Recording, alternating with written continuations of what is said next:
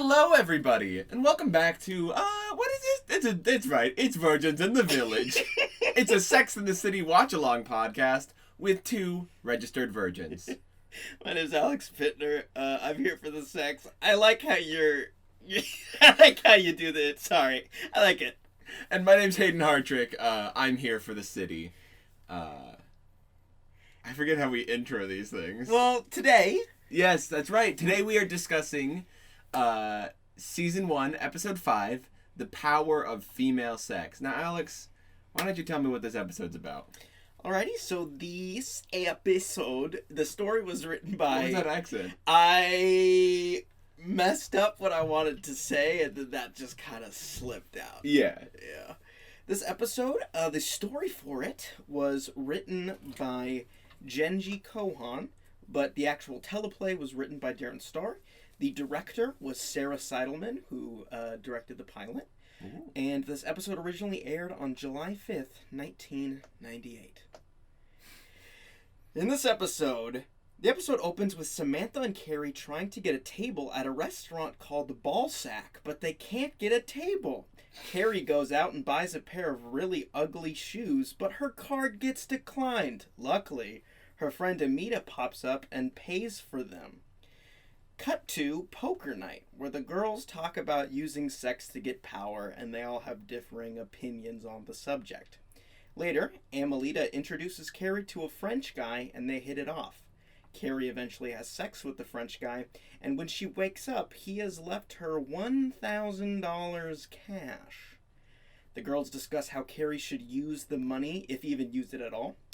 Meanwhile, Charlotte goes to meet an artist named Neville who paints vulvas. Charlotte becomes a model for one of the paintings. The episode ends with the girls at Charlotte's gallery looking at the painting of her sex. Also, Skipper shows up and he's really creepy. And that was this episode. So let's talk about this episode. Why Let's don't we do do that? That's something we do on this show. I'd love to. So I wanted to start off. I hated Samantha this episode.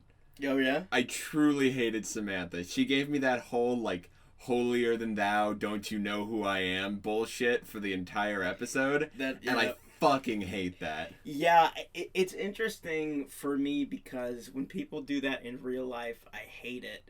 But when Samantha did it, I was kind of... But yeah, no, it's pretty awful. So essentially what happens is when they're trying to get a table at the restaurant... At Ballsack. I don't know what it's supposed to be called because it literally just sounds like Ballsack. It's Ballsack. There's no other way to hear it. It's like you can de-emphasize parts of it and it's like Balzac. But it's still Ballsack. But yeah, they don't say Balzac, they say Balzac. It sounds like Ballsack. So yeah, it's weird. But yeah, when they're trying to get a table, at one point Samantha goes up to the hostess and it's like, don't you know who I am? Don't you know who, points to Carrie she is? And We've been waiting for 45 minutes. And, in an earlier establishing shot, it is shown that there are at least, 50 people in the lobby of this restaurant. And it's like, what do you expect? Yeah, I straight up thought it was a club. Yeah. But no, it was just it was a restaurant. Also, something that, a little exchange that I thought was funny, or not funny, but fun, was when Samantha and Carrie, they're trying to get this table. After Samantha pulls the whole, don't you know who I am? She goes back to Carrie and she's like, all right, give me a 20. And Carrie goes, which first I thought was pretty funny that she just goes to Carrie to get the bribe money. And then, so give me a 20. And Carrie goes, are you serious? And Samantha goes, what, you think we should do 50? I thought that was just... Which, yeah, it's great, because every time we've ever bribed anybody, we've always gotten by on 10. But I think that's just because of our inherent charm. Yeah, I think the thing is, though, going also, because we 10, and then if we think we need more, we go straight to 100. Just 20 to 50, there's such a gap there. Yeah, that's not how you bribe people, right? I don't have experience. What do you mean you don't have experience? What about Saturday? That guy, time after we, that one guy? I didn't realize we were going to talk about Georgie on the podcast. That's why they call me Pennywise. Because we are hitmen who exclusively kill people named Georgie. Yeah. Yeah, you know, Hayden, actually, I kind of want to talk to you about this whole business that we do, killing people named Georgie. You're great. I just want to say you're great at the job. Why, thank you. You're up there killing people, but it's just getting difficult for me to be in the sewer drain that long. I mean, sometimes I don't even see them. Well, I'm just if in we there like, covered in shit. It's all about how we like present ourselves, right? If we don't have somebody in the sewer drain, we can't be the clown princes of crime. I also wanted to talk about that. Those are different clowns. The clown prince of crime is the Joker. I don't know what you're talking about. I've only ever seen him in the same sentence. Really? Yeah. Okay. My mom always said, you know, it's Pennywise, the clown prince of crime. Crime. And my mama always said, life is like a box of ugly shoes. Carrie goes to the store to buy shoes. Yeah. And she buys a pair of shoes that, no joke, looked like a pair of shoes that my sister had when she was 3. I thought they looked like Party City shoes. Yeah, they were like they had like a little frilly puff to them. Yeah, like a puff that you would get on like a 6-year-old like birthday party that they would put around everybody's neck. Exactly. Those little fluffy things. It looked like they put that over the top of like a high heel. Yes. I thought they looked awful. And so when she goes to buy the shoes, her card gets declined. And so the guy behind the counter like pulls up the card, snips him in half with scissors, and then he's like, they told me to do that. Also, they want to talk to you. And Carrie takes the phone, and then her friend Amelita comes in and pays for it. But I guess because her friend showed up, the bank doesn't need to talk to her anymore about the fucking fact that her card got declined. Because I'm pretty sure that means that they think somebody just stole her identity. Or maybe Carrie stole somebody's identity.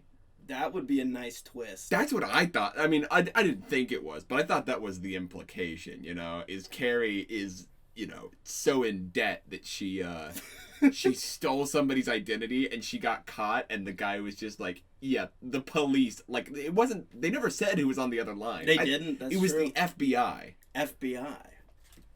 FBI guy. Hey.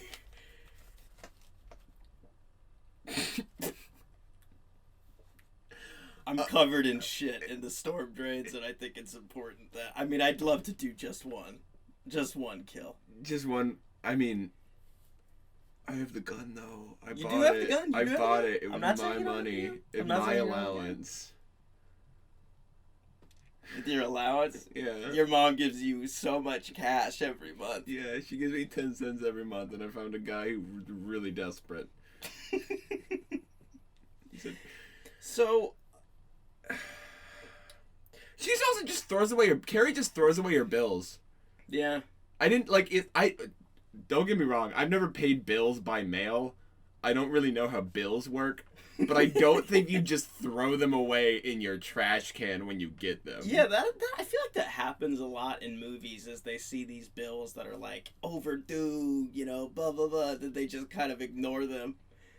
And it's like, I don't think that's how that works, right? You're gonna get kicked out of your apartment. Yeah, they really gloss over how bad Carrie is with her money, apparently. Which is weird, because she was doing great up until this episode. Yeah. Like, she's just spending all of her money on shoes, apparently, is what the episode describes it as. That is what she says. And it's just like, Carrie, you should, like, manage your money a little bit better. Maybe you shouldn't be playing poker with your friends, betting real money. Well, the poker was because she wanted to save money, because, like, rather than, like, go out to a bar and get, like, expensive drinks or something. She was trying to win the money from her friends. Mm-hmm. I think that was it, because she was like, we did poker to save money. But that said, you're right. They could have played poker just using, like, I don't know. They could have just hung out as friends. Yeah, they could have just hung out. Yeah, that's true. And maybe she should ask one of her friends, hey, can you, like, hold me accountable so I don't buy shoes so I can have a sandwich tomorrow for lunch? Yeah, at one point she refers to her buying of the shoes as substance abuse, which I felt was kind of I didn't like that line. I mean, no, don't get me, like, it's a shopping addiction is a real thing. That's true. That's true. I guess just in my head, the way she said it made it seem like she was making a joke putting light out of it. of the fact that she's at a point where she had what, like 4 overdue bills. Yeah. It's like, Carrie, they're gonna shut off your water. Yeah. You're not gonna be able to take a shower. Then what's Mr. Big gonna think? Which we did not see Mr. Big this episode. Not in this episode. I kind of wished we did. Also, you know who was in this episode though? Yeah. Skipper. Skipper was in this episode. And I thought this was the episode where he was gonna have a good moment. Really? I did. I thought it was building up. Because first of all, I want to say the first Skipper appearance in this episode I thought was really fun.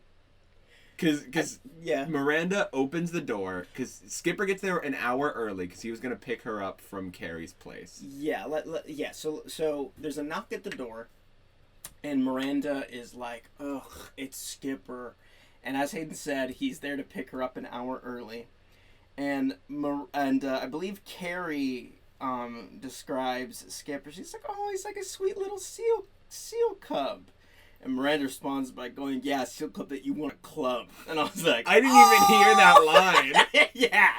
She got him. Oh She's going to club. And so the door opens.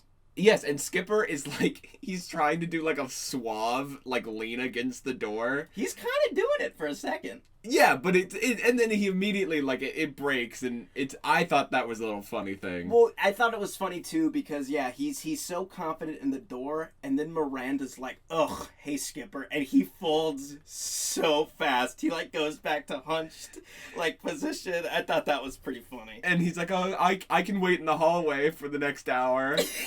Which is so great. Which is pretty funny. And then Carrie gets him to come in, and then Miranda's like, no, we're going to be leaving anyway. And Miranda goes to leave, and like Skipper is just like, it just so happens to be in her way. And so they have a really awkward moment where like Skipper like awkwardly goes like, oh, okay. And like moves out of the way, and Miranda's like, ugh. And I just thought that was a cute moment. I thought that was fun. Because I think the awkwardness of those situations happens a lot. Yeah, I think, like, don't get me wrong, I still am not Team Skipper at all. Oh, no, especially later. Because of the second thing that happens in this episode. We'll get to that. But yeah, it's really interesting to me how much Miranda hates Skipper. Like, the way that it's... But she still has sex with him. She does. Look, the other Skipper thing, we're on Skipper right now. Yeah, let's just talk about it. Yeah.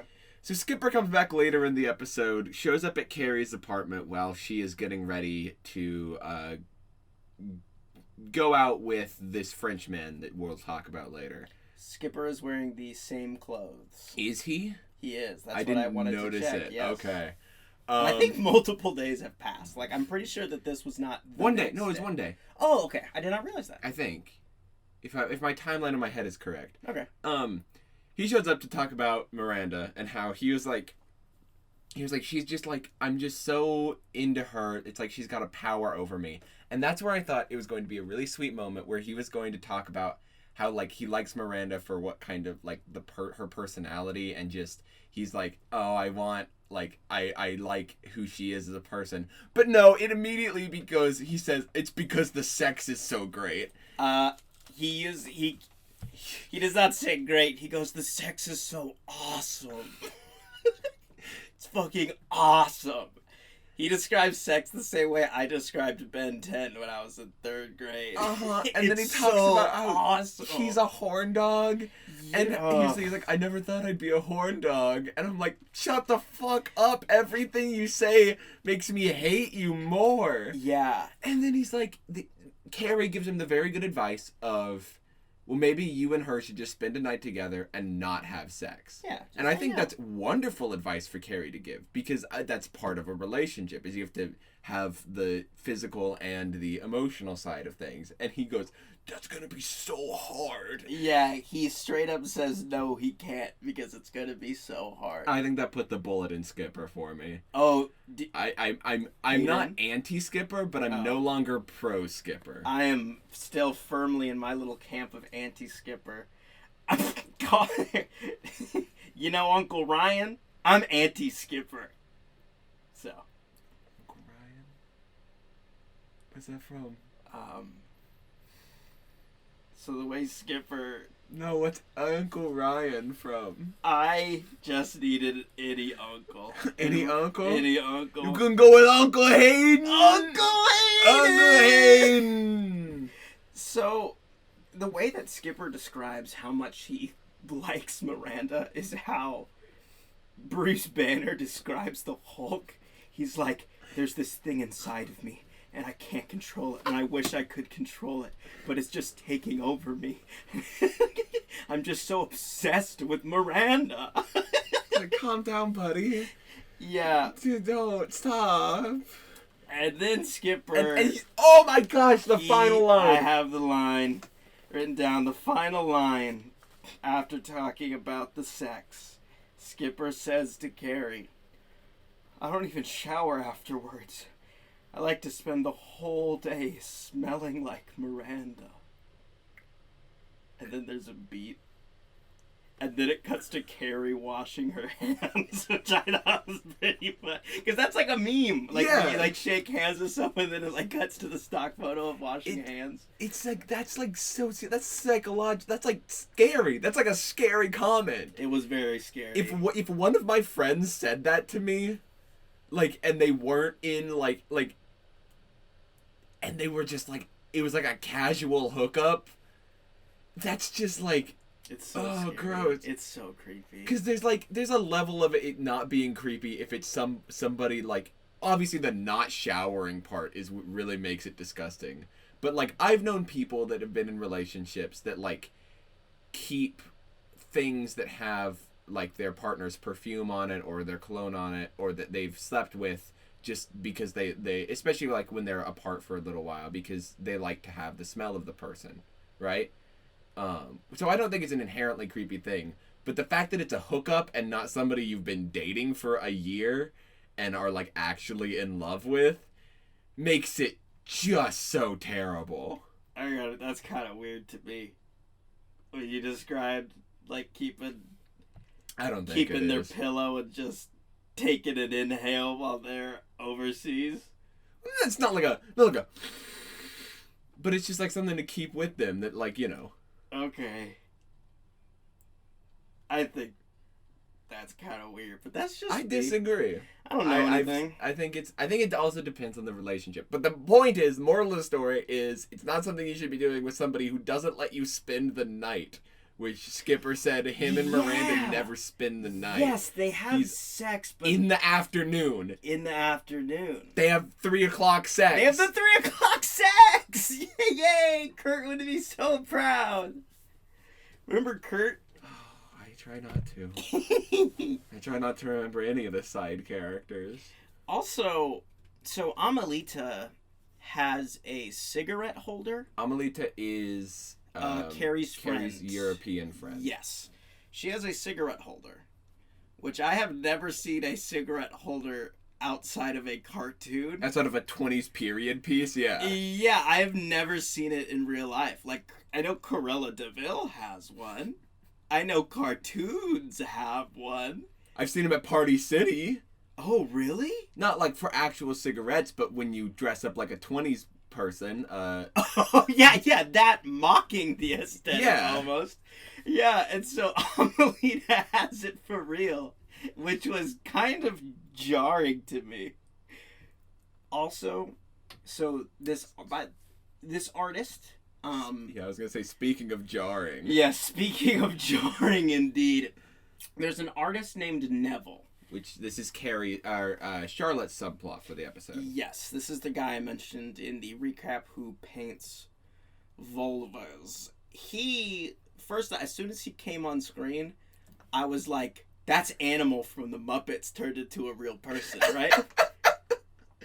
Yeah! Like, he has the eyebrows and, like, yeah. And his introduction, when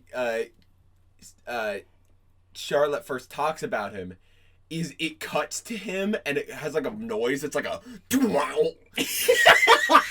and it shows him walking in as Carrie is monologuing about who he is. It shows him walking into Charlotte's like art exhibit, and it's going at like 4 frames per second, and it's like what the fuck is going on? I was shaken to my core that they just so abruptly made this stylistic choice to go like wow.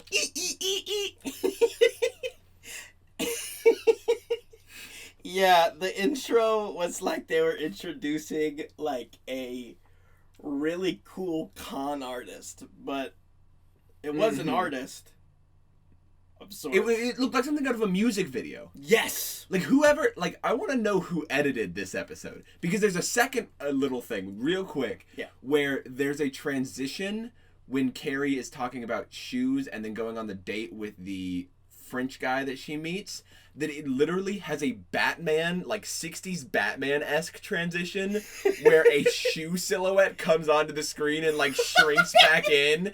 I think I was writing a note during that. Yeah, it's like half a second and it's so out of nowhere and crazy that it just goes like, she won't.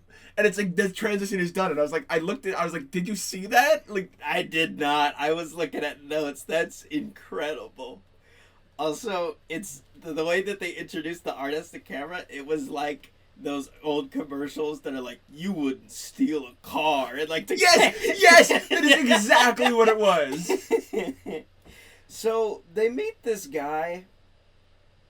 So we meet this artist. Charlotte, like, goes to his place. Neville Longbottom or whatever. Neville Longbottom to see his studio. And she walks in, and he paints exclusively his newest series. Oh, yes, his newest series. Because he's a successful artist. He is. Charlotte studied Neville in college. I think we all have. Yeah. Ayo. Neville. High five. For studying Neville in studying college? Neville. Yeah. Hell yeah. He uses the C word a lot to describe what he paints. Mm-hmm. And then his wife comes in, and his wife is Mrs. Claus, basically. She comes in with tea, with lemonade and cookies, and it's like, I thought you might like a drink. Yeah. Lemonade and cookies. Into the vagina shack. She's like, I bet you have a beautiful vagina. But she doesn't. She uses the C word. She uses the C word. I don't want to say the C word. Alex doesn't like saying the C word. I don't want to say it. Oh. But that's what the painter paints. And so Charlotte's like, But then eventually... She does it to get his art into her exhibition. Yeah. Which, I mean... Made me sad. Well, she obviously is okay with it, because in the end of the episode, she's not like she's laughing and like I didn't think it was seen as something that she was forcing herself into. It did seem like a conscious decision that she was kind of having fun with, especially in that final bit of the episode where they're all at the art gallery. Yeah, in the final bit, she is very proud. That's true. Mm-hmm. But yeah. Also, this French guy that Carrie meets. Yeah, I was gonna say we've kind of narrowed down. We've gone through all the other subplots. We're down to the main A plot, I guess. I guess because honestly, I mean, in this episode especially, I thought the subplots were way more entertaining than the main plot. Mm-hmm. I think that Carrie is subtly becoming less interesting to me. Mm-hmm. Or maybe not less interesting.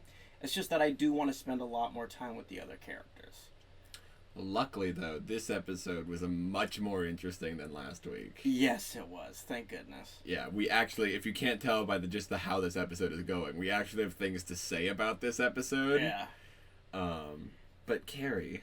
Because of the group, Carrie's probably my least favorite. I still like Carrie. But I like all the other characters. Well, she's kind of a pseudo-straight man of the show. Well, that's fair. Like, she is there to, I think, be the audience's in.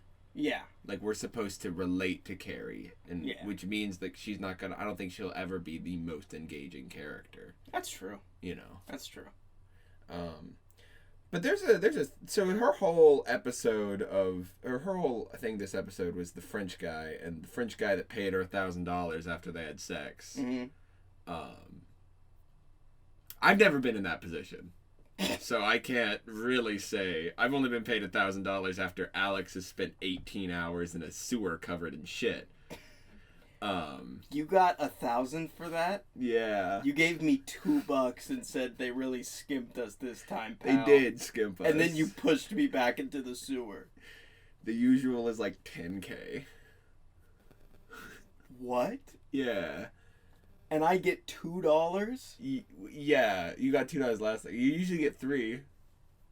I couldn't give you the 3 because, I only had the 1.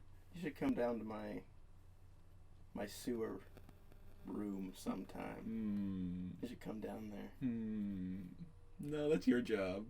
That's what I pay you for. Well, I just want you to visit. No, I'm not gonna visit. You can visit. You can I've talk. Smelled it. I've smelled it from the street. Well, you haven't met Stanley. Who's Stanley? Stanley lives in the sewer with me. You got somebody else down there? That's not in the contract. I have a couple. Not necessarily people down there. I think I'm gonna go to clear out this sewer. It's a shape of water situation, except it's made of shit. It's made of piss and shit. Good thing about shit, I can burn it. It won't last long. You're gonna stick with your $3 and you're gonna be happy. Listen, I'll call Ava. I will call Ava knee on you. Ava kneeing. Ava knee cock in your mouth, dude. I'm trying to beat you to it, damn it! Ava knee cock in your mouth, dude. Quality content here on the podcast. Welcome to Virgins in the Village. This is what you can expect from us going forward. Last week we had Ronald Reagan. This week we have... we had Nixon. Oh, shit. I forget. They seem like... They're so similar. Hey-oh. Politics.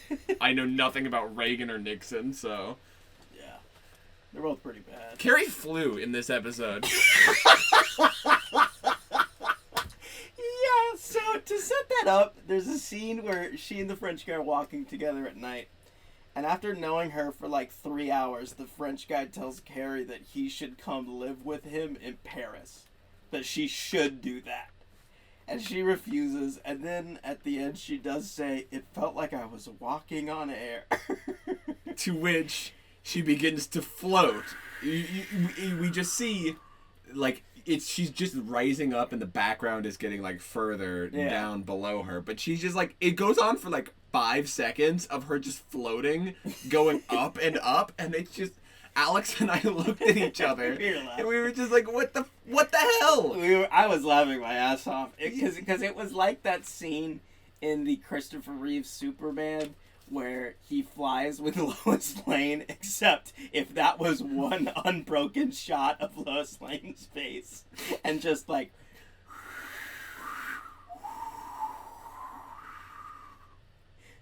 Can that be the podcast now? Wind noises for 45 minutes. Welcome to Windy Day, the podcast.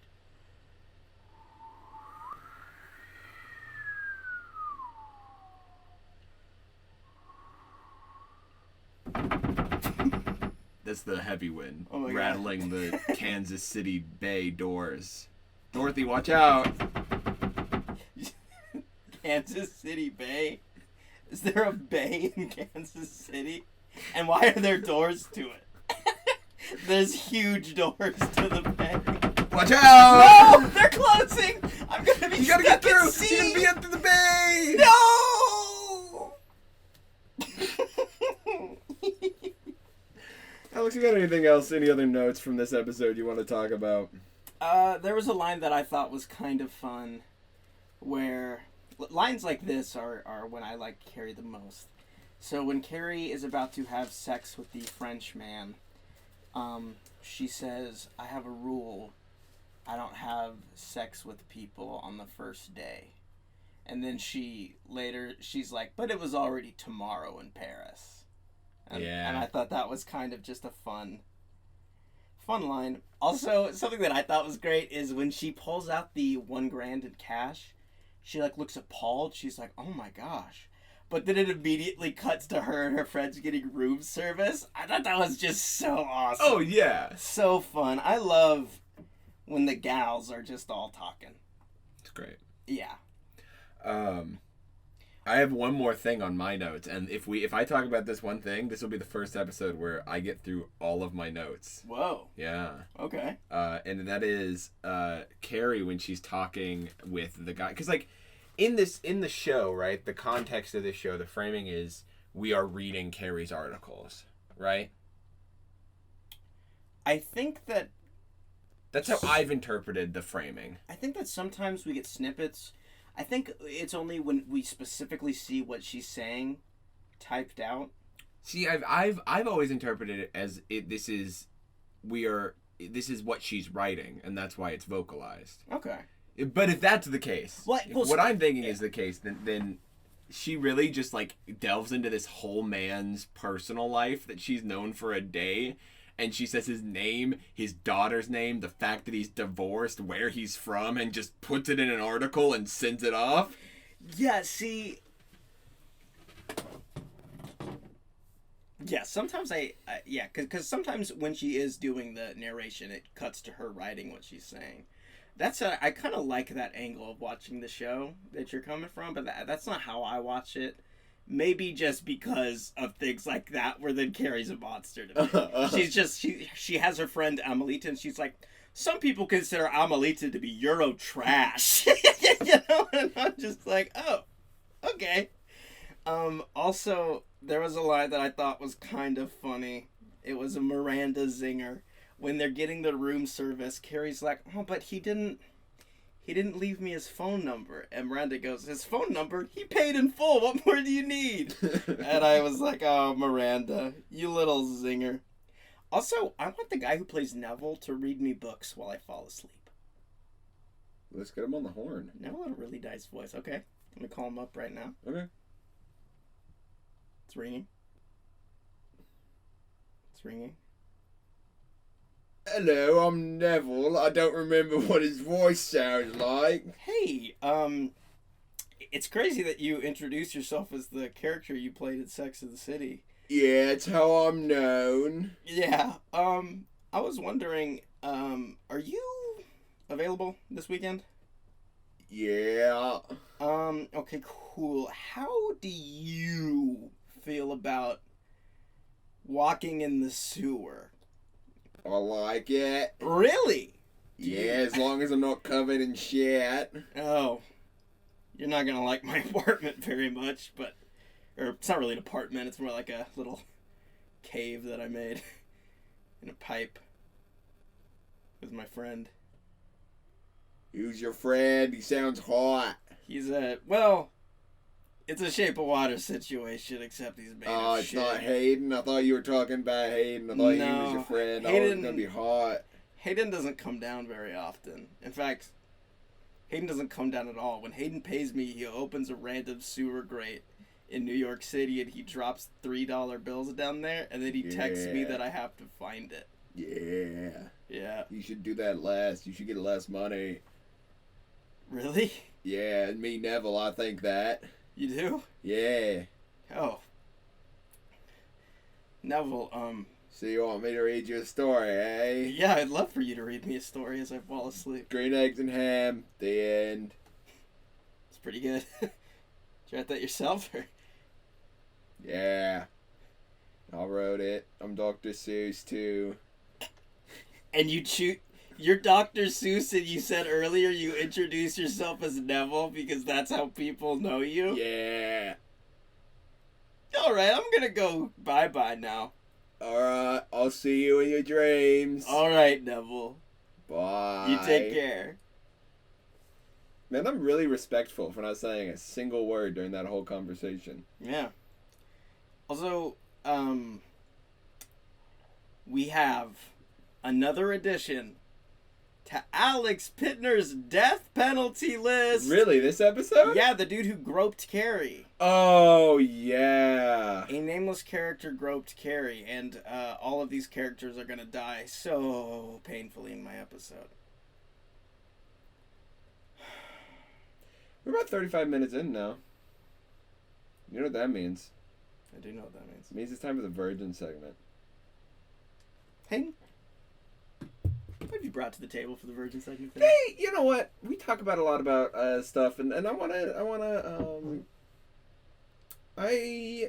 my Virgin segment this week is a new musical that I watched on YouTube.com, and that is a Star Kid musical called The Guy Who Didn't Like Musicals.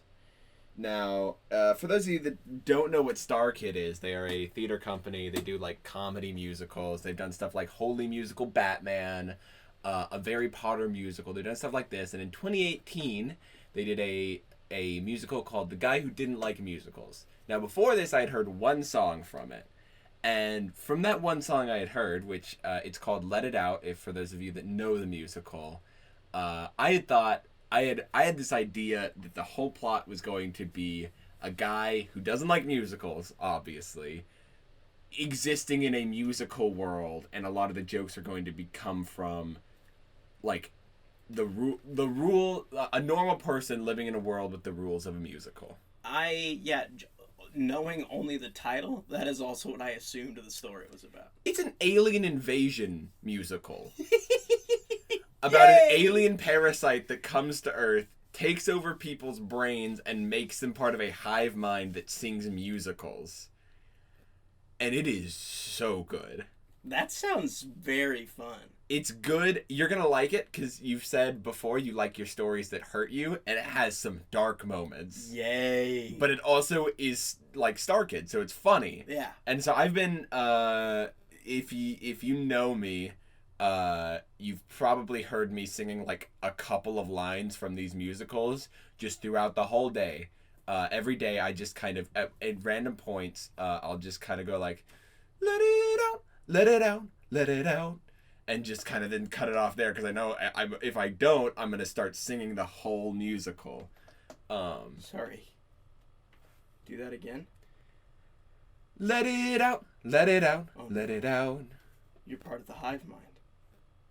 You're one of the aliens. You're... Alex, No. you should join us. No. We're gonna have a party. Oh! Oh! You can't escape my closet.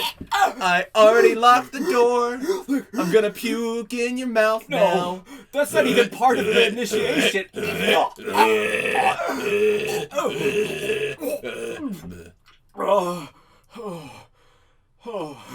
Now you sing with me. Yes, I will. Yes, you will. I'm sorry for all of you that listen to this podcast because I think we just fucked the mic for a second there. No. We're trying a new mic setup if you haven't noticed. Yeah. I can't double Mike Hayden anymore. Yeah. I do want to just bring one more thing to my Virgin segment. So the D&D stream that I run called Jess Quest, this past Sunday we did a Muppet-themed one-shot, which was one of the most fun one-shots I've ever played in. I tuned in. I loved it so much. It was so much fun. I thought it was incredible. We all played Muppets, quote-unquote. We were called Fluppets in Fluppetville. Clayton Schauman, who, if you're listening to this, we love you, right? We love you so much. Thank you for listening. He ran it. He was absolutely wonderful, and it's so much fun to play Dungeons & Dragons in a non-Dungeons & Dragons way.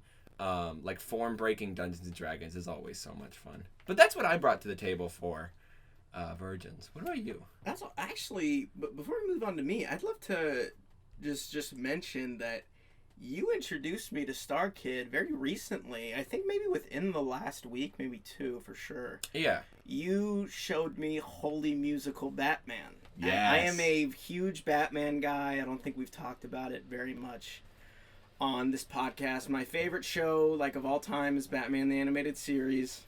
Mm-hmm. And I've very strong opinions on how Batman should be portrayed in media. Alex and I could do a whole 2-hour episode on Batman alone. Yes. But Hayden showed me Holy Musical Batman, and I think that it is such a treat. I loved it so much.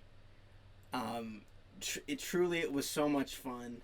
And because of that, I went on to watch Harry Potter musical, and I think that Harry Potter musical is I love it. I think that their brand of humor is just so fun, and I think the actors just really bring so much to it. It's just fantastic. And, It's wonderful. It's also I have a huge thing. So I am a theater kid at heart, but I'm also a film person. So I have a lot of opinions on how to film musicals, right?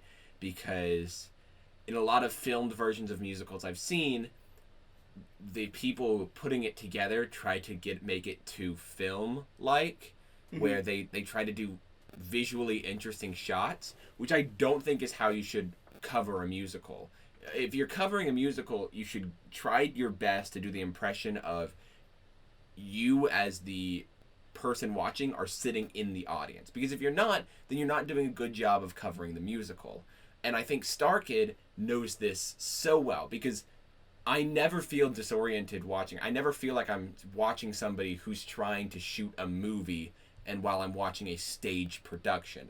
I feel like they have enough things so visually your brain doesn't tune out of the shots and the movement, but they don't try to do anything that's throwing you off that makes you think I'm not watching a musical anymore. I've seen it. It's been done with stuff like the Newsies and the Hamilton Disney Plus recording. I think has some moments where I'm just this is too much I'm watching a movie and not I'm watching a musical. Mm-hmm. And StarKid does it perfectly. So it's just the stage. Le stage. Lay stage. Le stage. That's one of the Three Stooges. There's Le Mo. Yeah, there's Larry Moe and Le stage. He just dresses like the Hamburglar. He tries to steal Moe's hair. And Mo goes, hey! And pokes his eye. He goes, oh! He pokes his eyes out. Oh, it's like the fucking mountain in Game of Thrones, squeezing his eyes back into his head. Oh! And then Curly's on the side, what's going on with those guys, eh? He does a silly dance. Yeah, you can't see it. Alex and I are both dancing. doing a You little wish you could dance. see this right now. It is hot. It is so hot. So for my version segment... Yes. English students, tell me what your version segment is. Nixon! Take off that mask, Nixon! What are you doing? It's me, Ronald Reagan. Ronald Reagan! Oh, oui, I'm French now. You're bad! Yes, fuck you. You want the low minimum wage, I give you that. You agreed with me that you were bad, though. Yeah, nobody will ever know. Oui. Okay. Another mask? I'm Nixon. Nixon?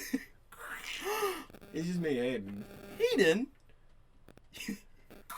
It's me, Shit Vester, the guy you hang out with in the sewer. No! I'm Shit Vester. Shit, Vester. Yeah. Did you get those clients I asked you to get? Yeah, I got the clients. They're downstairs waiting for you. They're covered in Shit Vester. So I've been playing Duel Links more. Yu-Gi-Oh! No, he didn't. That's not what I'm going to spend all my time talking about, but I've been playing a ton of Duel Links, and I think it's just so fun. And I've started Yu-Gi-Oh! GX, and I think it's pretty... Hayden did the weirdest, finger gun dad thing right there, but it also looked like he was shitting himself on his face. It was pretty funny. So, yeah, I started GX, and I think it's pretty damn... He did it again, but he covered No, I didn't. I haven't talked this entire podcast. I'm sorry, that is an Alex bit. I just stole it wholeheartedly from him. That's okay. Also, I love you too, but... But the main thing that I wanted to bring to the Virgin segment today is I started a new anime and I am halfway through and it is really good. So a little background about me. My favorite stories are stories where it's two super smart people playing like a mental chess game together. Mm-hmm. Like Batman the Animated Series is always #1 show, but so close. My second favorite show of all time, Code Geass. So good. And then I know it's like the intro to anime, but I think Death Note is awesome. Yeah. I love it. I still haven't watched it. Yes. Oh really? Yeah. Whoa, it's pretty good. I haven't watched a lot of the beginner animes. I haven't watched Attack on Titan. Haven't watched. I actually Death Note, haven't watched. Naruto. I haven't watched. I know Naruto. I like Naruto. Yeah. I watched the first season of Attack on Titan, but I'm not current with it. I assume I'm probably gonna start watching it when the final season finishes airing. But yeah, freaking Code Geass, Death Note, Sherlock Holmes and Moriarty. Did somebody say Moriarty? The anime is called Moriarty the Patriot. And it is about Moriarty of Sherlock Holmes. Oh. And I'm halfway through. There's only one season right now, 12 episodes. And it is incredible.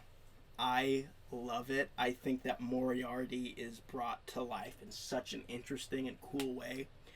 And it was weird because I guess in my head I always kind of pictured Moriarty as a solo figure. Yeah. Right? But he has correct me if I'm wrong, but Moriarty is traditionally Sherlock's rival, correct? Yes, the Okay. guy that's just as smart as Sherlock and stuff. And so the criminal consultant to Sherlock's detective consultant or whatever. And the show, I think the animation looks beautiful, and its style is just the style that I like, where things are kind of I guess thin isn't the right way to describe it, but I just love the visuals. It has one of my favorite anime openings of all time. The song is so dope, and the visuals are awesome. And it's cool because, as I was saying earlier, in my head, Moriarty's always this solo figure, right? But so when I was going into the show, I did not expect. I thought it was going to be a lone wolf type story. Yeah, yeah. But the supporting cast is out of this world. The show, again, I haven't finished it, so I don't know if I should speak with so much authority. But from what I've seen, I love it so much. And I think their depiction of Moriarty is super interesting, especially seeing Moriarty as the protagonist. And then also, in the episode that I watched most recently, we met Sherlock Holmes. Whoa. And their take on Sherlock is very cool. And I love the interplay between Sherlock and Moriarty. Again, they've had 2 interactions so far, and both were really cool. And I think the show also does a great job of, you get to know Moriarty, his character traits and stuff, through small moments and seeing what he does. Mm-hmm. The show's not going to directly tell you that he feels this. I mean, sometimes they do, but obviously it's about Moriarty. But yeah, it's so cool. It's so cool to see, because in Sherlock Holmes, there's the mystery, and then he solves it, right? But seeing the other side of things, seeing all the planning that goes into the crime, the people, everyone, having all the stars align. Yeah, yeah. Is such a cool side of it. And it's like a heist movie. Yeah, kind of. But not a heist movie. Yes. And this isn't a spoiler, but Moriarty's whole deal is he's committing crimes to take down the class system. So that's why it is a really great show. I love it. I have to check it out. I need to put it on my list. I got a very long list of things to watch. Yeah. I think that just does it. That just about wraps us up. So Alex, I have an important question for you. Today. Yeah. On this day, who are you? First off, I'm so happy that you remembered that, because I totally forgot. Today,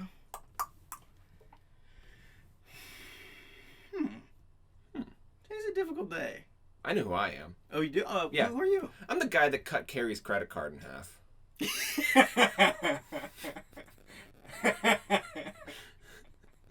I'm the guy on the other end of the phone. Yeah. Cool. That's it. That's who we are this episode. That's who we are this episode. Thank you guys so much for checking us out. However you found us. If you know us personally, we love you. If you don't know us personally, we also still love you.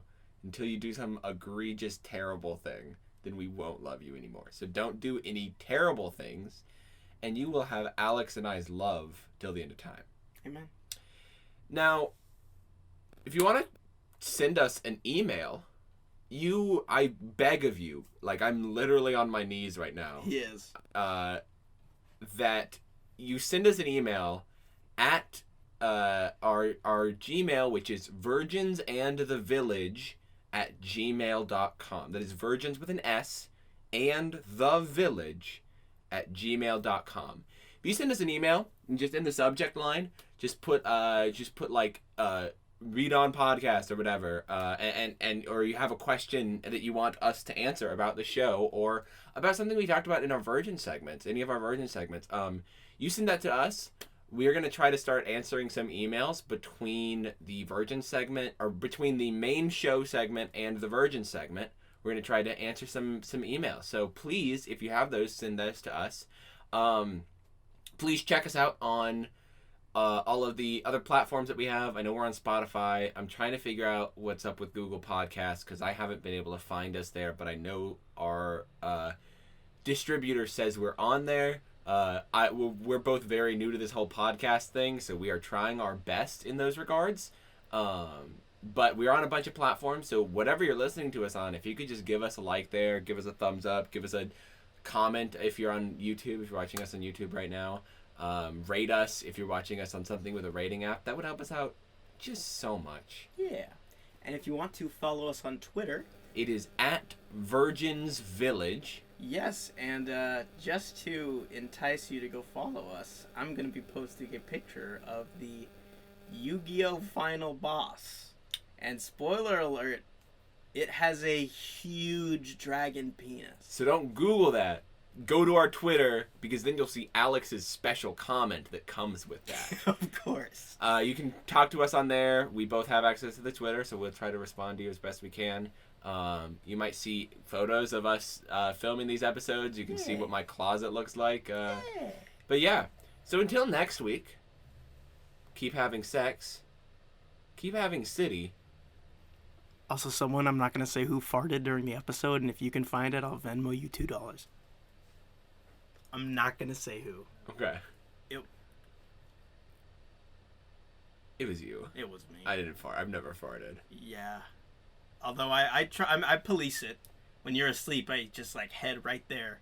Just waiting. Just listening. Ear to the door, as it were. But it's... one of these days. Yeah. I'm going to let it all rip. And yeah. You ever seen that scene in Simpsons where the house explodes? That's what you're getting. Yeah. I put a glass, like I'm listening through a doorway, onto your, for lack of a better term, starfish. Keep having some New York, too. And we'll see you next week. Bye. Bye, y'all.